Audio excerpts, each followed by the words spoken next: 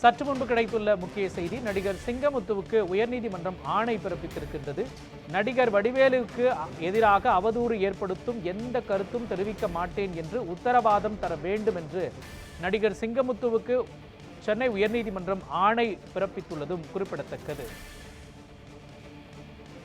விரிவான விவரங்களை வழங்குவதற்காக நமது செய்தியாளர் ஸ்டெஃபி இணைந்திருக்கிறார். ஸ்டெஃபி, இந்த வழக்கின் பின்னணி என்ன, உயர்நீதிமன்றம் பிறப்பித்துள்ள அந்த உத்தரவு குறித்த முழுமையான விவரங்களை நீங்க பதிவு பண்ணலாம்.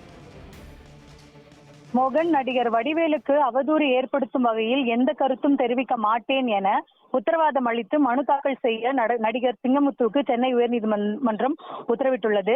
யூடியூப் சேனல்களுக்கு அளித்த பேட்டியில் தன்னை பற்றி அவதூறாக பேசியதற்காக 5 கோடி ரூபாயை மான நஷ்ட ஈடாக வழங்கும்படி நடிகர் சிங்கமுத்துவுக்கு உத்தரவிடவும், தன்னை பற்றி அவதூறாக பேச அவருக்கு தடை விதிக்க வேண்டும் எனவும் நடிகர் வடிவேலு சென்னை உயர்நீதிமன்றத்தில் வழக்கு தாக்கல் செய்திருந்தார். இந்த வழக்கு தொடர்பாக சிங்கமுத்து தரப்பில் தாக்கல் செய்யப்பட்ட பதில் மனுவில் அவதூறாக தெரிவித்த வார்த்தை எது என்பதை வடிவேலு தனது மனுவில் குறிப்பிடப்படவில்லை எனவும், திரைத்துறையை சேர்ந்தவர்களின் கருத்துக்களையும் மட்டுமே பேட்டியில் தெரிவித்ததாகவும் கூறியிருந்தார். மோகன், இந்த வழக்கு நீதிபதி ஜெயச்சந்திரன் முன்பு இன்று மீண்டும் விசாரணைக்கு வந்தது. வடிவேலு தரப்பில் இந்த வழக்கை தாக்கல் செய்த பிறகும் சிங்கமுத்து தொடர்ந்து அவதூறு பேட்டிகளை அளித்து வருவதாக குற்றம் சாட்டப்பட்டிருந்தது.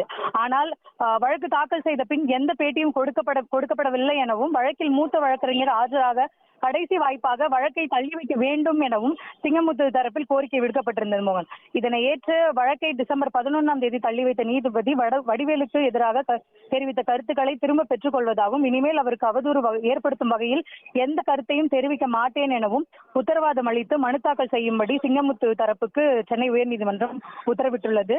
மேலும் பேட்டி வீடியோக்களை நீக்கும்படி சம்பந்தப்பட்ட யூடியூப் சேனல்களுக்கு கடிதம் அனுப்பும்படியும் சிங்கமுத்து தரப்புக்கு நீதிபதி உத்தரவிட்டுள்ளார். மோகன், விவரங்களை வழங்கியதற்கு நன்றி ஸ்டெஃபி.